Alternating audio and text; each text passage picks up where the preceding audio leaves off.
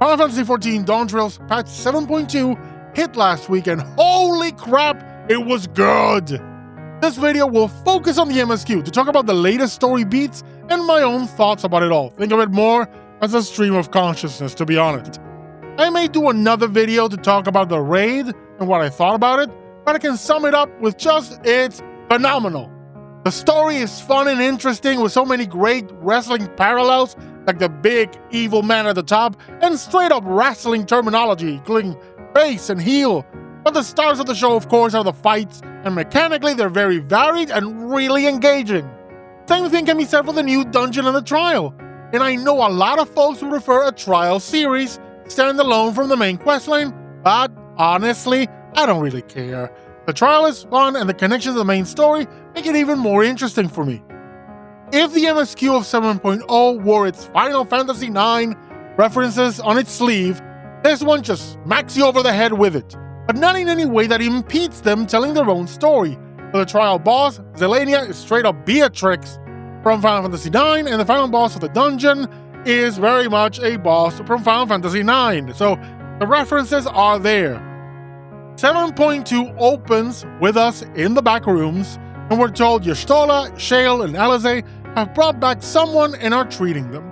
We go in, and I don't think anyone was surprised to find that it's the real Sphene, the flesh and blood one, with a soul, according to Y'shtola.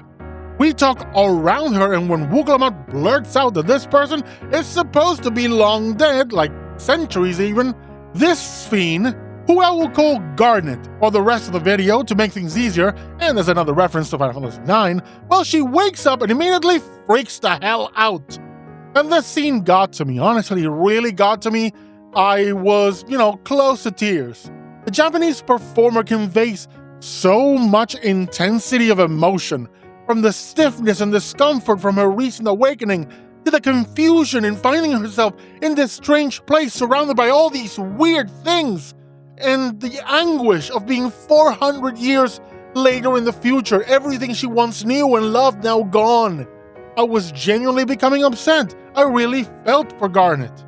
It's a man out of time story or woman out of time story. That's a narrative I very much like, and I've always found it fascinating to explore. How do you cope with being adrift in another land and time? We see this subject explored throughout the story of the patch, how Garnet struggles with not having a real place among these Alexandrians. They aren't her people anymore, not really. But I love how they handled it, how she moves past this through sheer determination to face the foes before her, the obstacles and the injustice they represent. But I'm getting ahead of myself. After we bring Garnet up to speed, we take a stroll around Solution 9 and help her see this very changed world, at least from what she knew. We have a nice scene with her at a cafe, and she gets a very strong coffee, and it offers a nice contrast between Eternal Sphene, who dodges the question of what her favorite food is, and Garnet, who says she likes her coffee bitter. The stroll also gives the writers a chance to highlight how much the Alexandrians are struggling with the feelings of grief and the fear of death, which, since the soul business has kind of dried up, is very much real. Not to mention that the recent attack on them by Zoraal Ja left very deep scars on the population. We help a member of the Ushers to deliver mementos from those that passed to their family members, and we get to see how they react to these items. Among them is the Arcadian fighter we saw at the Soul Bank, and he's now working to help people rehab. He's perhaps the first among a few this patch that isn't really all that chuffed about the Endless thing, saying he should honor the body he has, take care of it, instead of just giving it away to become eternal. This prompts Zoraal to say that he's the only other blue-scaled Hubigo aside from Zoraal Ja, and that he wonders what his father thought of this. And if you've seen my video on Zoraal Ja, then you will know what I think he thought of that. You can go watch the video now, up there in the card and in the description, and it's timestamped. I'll take you right to the relevant part. Or, you could watch the whole thing. Anyway, after that we encounter the new Sphene, the Simulant, as the story refers to her. I'll call her Sphene. She's so creepy. I give props to Sphene's performers for conveying this character in so many different ways. But I will say I prefer the Japanese actress in this regard, as her simulant shows a degree of sheer joy and giddiness in her voice that is incredibly off-putting, even more so than with the English performer. In any case, it's clear that Simsfeen wants us to follow her, and we do, and we come to that scene in the trailer when the big lightning strike happens. And we're introduced to Bad Boy Calyx, the creator, the chairman, the chief, the big kahuna of preservation, the person who created the tower itself, and the genius of Electrope, now living, quote-unquote, as an Eternal, having been born with a debilitating condition that meant he would die very young. He's here for the key. He wants us to give it back, and he doesn't bother asking first. Instead, he drains the City of Power and uses it to make a lightning strike against us. But it's not enough to take out the Warrior of Light. Someone should have told him that we fought Ramuh. We can take lightning.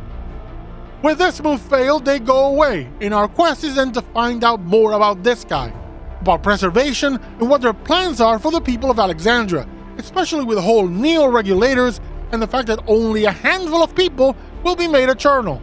My theory is that the limit is merely so unlike the impossible goal that was put to Eternal's fiend of adding more and more people to the Endless and keep them, well, fed. This seems like a compromise, or a more logical approach. Make some endless, but keep the numbers finite and manageable. But the key here is that we now know that the Eternal's fiend from 7.0 was driven to attempt her impossible goal on purpose, so that she would have no choice but to initiate dimensional fusion. It's something I mentioned in my original video for Dawntrail, my original review, that Fiend had no choice in the matter. She was programmed by the system to fulfill that mission, as impossible as it may be. Glad to know I was right. But then this raises another question, and it's one that is worth asking given everything else that happens in this episode of the story. And it's, why does Calyx want the Endless? What are they for? Then again, getting ahead. We need information, and with some of the stuff we got from Gululja's creepy stalker mom, we find out the Alexandrian castle is still around, in the foundations of the tower, and that there should be some preservation terminals there that could hold the necessary data we need. Everybody's pretty certain that it's a trap, given how easy it was to find the information about the castle and its location. But with no other recourse, the decision is made to step onto the landmines and see what happens. And so, with Garnet in tow, we head into the dungeon, and it's outstanding. So much fun. And so much visual candy, especially the interior of the castle. And something that is clear as we go through the combat in this instance, and the trial that follows, is that Calyx is taking notes. He's testing the Warrior of Light. He's measuring our strength and capabilities. Still trying to get rid of us, but also making notes, collating data. After the dungeon, our hero and Garnet find themselves in the throne room. Teleported there by Simsfeen and Calyx, an automatic transport triggered by the presence of the dimensional key. Calyx, seeing that his efforts so far have not been enough, summons a giant robot, and Simsfeen calls her Zelania and bids her to take us out, Zelania being an important figure in Garnet's life, the second-in-command to Otis. You can hear the horror in Garnet's voice as she realizes what they've done, and then she's furious. Especially as she learns that this Mecha Zelania was created using the memories people had of her. She says she can accept that they turned her into an Eternal Queen to answer the prayers of her people, but to tarnish the memory of those she held dear, to turn them into toys? That won't fly. Not for the Queen of Alexandria. But she's powerless. Her long slumber combined with her lightning sickness has left her without her magical prowess. So she has no choice but to ask for our help. And good for her, we're machines at taking out giant monsters, even the mechanical kind. The trial was so much fun, and I got my butt whooped a lot. Mostly for being greedy. But there were a couple of mechanics that in the moment I just couldn't read well enough. But at the end, with Zelania defeated, our two villains discuss, with Simsfeen asking if Calyx has what he needs. He says he does, and that from the measurements he took, The numbers mean things will get complicated. It means that it's gonna be difficult for him to get rid of the Warrior of Light. I suppose. And I hope so, because finally someone acknowledging how badass we are. Before they can leave and end their transmission to this place, being holograms and all that, Garnet goes off on Simsfeen and Calyx, calling them unworthy of leading the Alexandrian people if they have so little regard for the memories of the departed. Calyx says he really doesn't want to use his research like this, but that he will resort to anything for as long as we hold on to the key. He's baffled that we oppose his plan. After all, with the key, he could plunder other reflections of their ether and then evolve not just those of the ninth, but also those of the source. And this was the what moment for me, that they know of the other reflections. But it's not just that, it's this talk of evolution. Is that evolution merely becoming endless, beyond death? It can't be. After all, the endless aren't really endless. They need a steady supply of ether to sustain themselves. So in that regard, they're just like normal people. If they don't eat, they don't survive. Simsfeen mocks us for thinking we were the only ones who knew about the reflections, calling it the heights of hubris, and says that ultimately what we, or what Garnet thinks, is irrelevant. They've already arranged their pieces and laid the groundwork. It's just bringing it all to fruition that's the next step. The people of Alexandria have faced the uncertainty of life and death, and have glimpsed eternity as one of the endless. It's not something they can easily forget or ignore. And so Simsfeen signs off, her existence ending as her purpose in this scheme is complete. And as proof of that, Calyx leaves Spheen's crown behind for us, as thanks for taking part in his tests. The crown is a regulator and holds the memories of Spheen, the Eternal One, the one we first met in the Dawn Trail 7.0 MSQ, which is another nudge into the notion that Calyx can reproduce people from either their memories, like Spheen, or from the memories others have of them, like they did with Selenia. And with all this testing around the Warrior of Light, I have some concerns that we're about to meet the Warrior of Darkness, if you get my meaning. Either that, or we'll face some other individual from Alexandria's past, but infused with enough power to rival, well, us. Like Otis, but empowered. Or it could be something else entirely. The group returns to the back rooms to discuss everything they found, including some books from the castle's library, among them Garnet's old grimoire. We call up our Scion buddies to find out what they're doing and, to regroup. Y'shtola is discussing treatment options for those with the lightning sickness now that they know the pork seeds can help with that. Alphino is out in the streets, talking to the people, getting a feel for things. Kernville is more or less doing the same thing in the outskirts, and Alize is treating Milos, the young sick kid we visited with Spheen back in 7.0. So we head over there with Wuklamat and Garnet, and it's a nice, uplifting scene of this kid finally being able to move and talk. His mother says once upon a time she thought the best thing would be for him to become endless, so he wouldn't have to suffer anymore. But with the disease cured, she doesn't want that anymore, but instead to see him grow and live a full life. And this reflects the overall sentiment among the Alexandrians. A lot of them are really not into the whole endless thing, and there's a clear divide in the populace. Those terrified of death or traumatized by the events of the MSQ are 100% in, but the rest are not that convinced. And this, for me, is the key factor in the story. Alice finishes the treatment and tells them that to avoid trouble and a relapse, they should stay away from lightning-infused objects, like regulators. Milos' mom has no issue with it and even discusses immigration with Wuklamat, as the dome itself is pretty electric charged. But of course, this is Final Fantasy XIV. You have this wonderful optimistic scene, so of course, this is where it hits the fan. Outside of Milos' home, there's a public announcement that there are no more Neo-regulators, and for those who acquire them, they need to register as soon as possible to evolve and become endless. This sparks confusion and arguments between citizens, from those who missed out lashing out at those who got their regulators, to those who didn't register because the whole thing sounds very suspicious, and more. That's where Garnet kind of figures out what the whole groundwork that Sim's Fiend mentioned came in. Uncertainty, fear. They're driving it so that people want to become endless.